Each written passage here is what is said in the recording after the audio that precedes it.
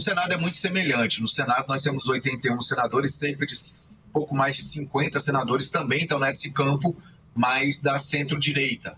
Então, porém, o Senado, por ser uma casa um pouco menor do ponto de vista numérico, também é uma casa muito de acordos, né? Ali são políticos mais experientes, não desmerecendo a Câmara, que também tem políticos experientes, enfim, mas é uma casa maior, demanda um pouco mais de articulação.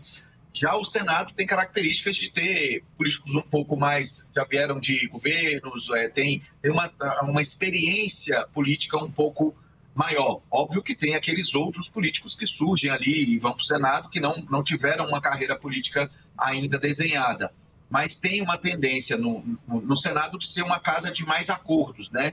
Então isso diminui essa tensão, mas a gente tem visto que também a corda às vezes tem sido esticada demais e chega a ponto de arrebentar, como foi o caso da eleição ou da tentativa de votação para a questão do Supremo, como você bem colocou, do Jorge Messias. Então, isso é um cenário. E essa independência do Congresso Nacional, Câmara e Senado, está muito ligada a essa questão que você comentou das emendas parlamentares, que o ministro Flávio Dino tem tido uma atuação de buscar maior transparência para essa questão das emendas parlamentares. Isso trouxe uma autonomia maior para o Poder Legislativo, Câmara dos Deputados e Senado Federal, que antigamente dependiam de uma relação com o Congresso, com o Poder Executivo, para a liberação de recursos, da qual ia ser destinado para os seus municípios, enfim, as suas bases eleitorais.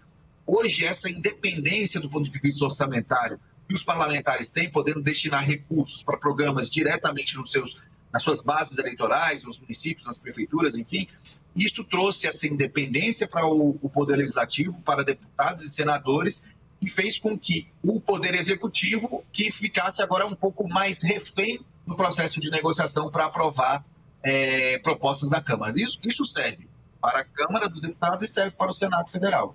Inverteu ali um pouco da lógica, né? Eu costumo dizer o seguinte, André, que o que está faltando no país não é saber se o orçamento vai estar na mão de um ou de outro. São políticas públicas para saber onde é que você tem que colocar o dinheiro, né? Porque hoje, da forma como está tudo solto, então cada um indica o dinheiro para onde quiser e o governo faria um bom papel, né? Se dissesse, olha, os gargalos do país estão aqui, então a gente convoca, né, os parlamentares a colocar o dinheiro nessas propostas, nesses projetos, porque é aqui que a gente vai conseguir fazer o país deslanchar. Isso acaba não sendo feito e esse dinheiro vai, que a gente já pegou cidades, assim, uma cidade tem 4 postos de saúde, a cidade vizinha não tem nada, porque não tem nenhum representante eleito por aí. Tem os desertos também de representatividade no país, né, que são algumas cidades ali que nenhum parlamentar teve voto ali.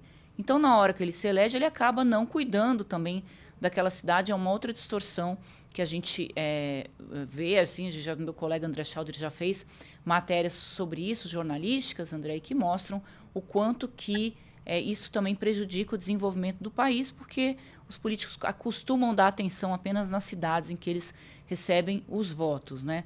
O orçamento, estando na mão do Congresso, aí ele tem um efeito que eu queria te ouvir, ele tem feito com que seja um Congresso muito de reeleitos ou de novos entrantes. Como é que está hoje? Qual é o prognóstico do DIAP para esta eleição? Você já tem essa lupa aí para a gente saber como é que vai ficar o Congresso, essa expectativa? Sim, o DIAP fez uma avaliação em torno desse nível de reeleição e a gente acha que pode ser uma renovação muito baixa e um nível de reeleição muito alto. Historicamente, a gente já tem uma renovação baixa, por volta de 46%, 45% de renovação do Congresso Nacional. Então, a gente atinge um índice de reeleição muito alto, que tende a ser maior agora por vários aspectos. Tem a questão, obviamente, das emendas parlamentares. Então, as emendas parlamentares contribuem para que a manutenção do status quo no Congresso Nacional permaneça. Por quê? Porque você tem recursos que são investidos em municípios dos quais as suas bases eleitorais são obviamente, aqueles municípios. Isso contribui, obviamente, para que o deputado entre em destaque, ele saia na frente do ponto de vista de uma corrida eleitoral para aquele grupo, para aquele estado, para aquela cidade, aquele município, enfim, então ele tem essa característica e isso favorece o processo de reeleição. Então, acredito, né, de acordo com as pesquisas que nós fizemos aí pelo DIAP, os levantamentos que a gente tem do processo histórico já de reeleição, de candidaturas à reeleição, que a gente pode chegar aí a um nível de 65%, 70% de reeleição na Câmara dos Deputados. Então, mantendo um mesmo grupo político no Congresso Nacional. O Senado pode ter uma variação um pouco menor, mas também tende a ter uma reeleição alta. São dois candidatos agora no Senado Federal. Nós vamos renovar os 2/3 do Senado Federal. Então, tem características nesse sentido. Por exemplo, a gente calcula que o mínimo de renovação no Congresso pode ser de 14,61%, não chega a 15%, e o máximo pode chegar, no máximo, a 44%, 45% de renovação. Então, isso pode ser aí uma linha que indica forte reeleição de parlamentares. Seria o maior, o índice, historicamente, seria o menor índice de renovação? De renovação. O menor índice de renovação na Câmara dos Deputados seria nessa perspectiva. E a explicação são as emendas mesmo, André? Tem outra explicação ou são as emendas mesmo? Quem que é o parlamentar com o maior número de mandatos? Você tem isso de cabeça aí ou a Maria vai procurar para a gente? De cabeça eu não tenho aqui agora, porque eu me lembro o parlamentar que tinha na minha cabeça era o Henrique Eduardo Alves, que era o parlamentar que mais mandatos tinha. É verdade. Agora eu não me lembro não sei se Arlindo... Maria, salva a gente aí. Tenta ver se você encontra. Tem gente lá que a família está desde a época do Império, né, André? Que está ali no Congresso, nunca mais saiu, né? Entrou ali... Tem. Essa questão também é um outro dado importante. A gente faz uma análise no DIAP, uma avaliação das bancadas, que a gente chama de bancadas informais. E dentro dessas bancadas, nós avaliamos vários setores. Tem a bancada que compõe o pessoal do agro, tem a bancada que compõe o setor empresarial, tem a bancada da segurança, a bancada evangélica. Então, tem várias bancadas. E dentro dessas bancadas, nós também analisamos aquelas que são... A gente chama que é uma bancada de parentes, né? A bancada que tem essa relação. Essa cresce muito, né? Cada ano. Tem crescido muito. E alguns dos fatores são justamente essa circulação de poder, que aí o parlamentar que é deputado põe o pai para ser prefeito, depois o pai vem para deputado e ele volta para a prefeitura, ou no Senado Federal faz uma inversão. Um vai para o Senado, outro vem para a Câmara. Então tem essa circulação de poder entre as famílias que têm mais tradição política em alguns locais. E então, é grande algumas a bancada regiões. dos parentes? Ela é significativa? É grande, ela é significativa, ela ultrapassa 200 parlamentares entre Câmara e Senado. Olha então, só. no universo de deputados e senadores, né, nós temos aí uma bancada robusta, parentes, né, que se relacionam ali nessa relação entre essa estrutura de poder, e né? Para deputado, essa circulação de deputado ainda tem voto, né, André? Porque você vota no nome ali. Para senador, é uma chapa, né, que é apresentada. A gente vê agora aqui em Brasília a Michele Bolsonaro colocou o irmão, né? Confirmou mesmo, acho que confirmou, né? Colocou o irmão como primeiro suplente. Você tem ali também, na Paraíba, a Marina JHC colocou a sogra como suplente.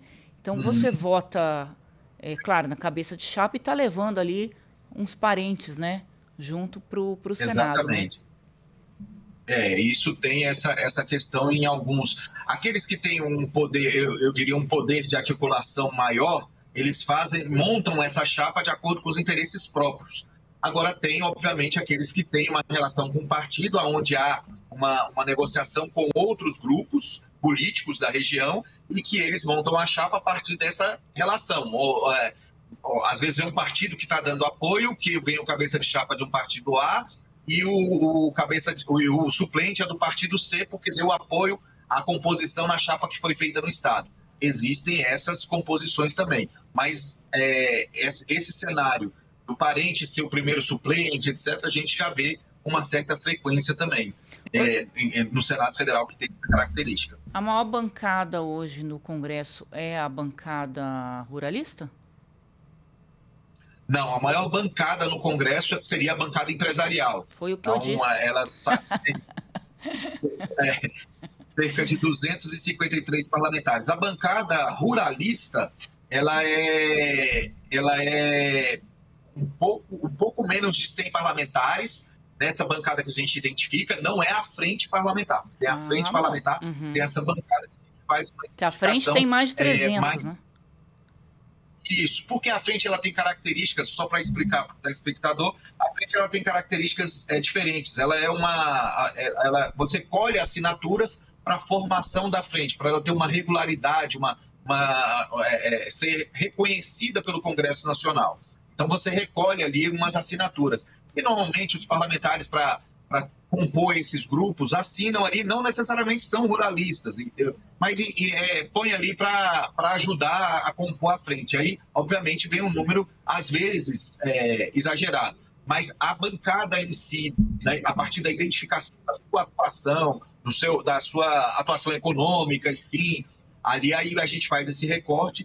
E aí a bancada ruralista cresceu ao longo do tempo, já foi maior do que está hoje, mas ela é uma bancada também muito forte e muito organizada do ponto de vista da estrutura no Congresso Nacional. Ela tem uma organização própria, ela tem relações com pautas próprias que definem ali e distribuem essas pautas para serem articuladas dentro do Congresso Nacional. Então, é uma bancada muito robusta, muito organizada do ponto de vista.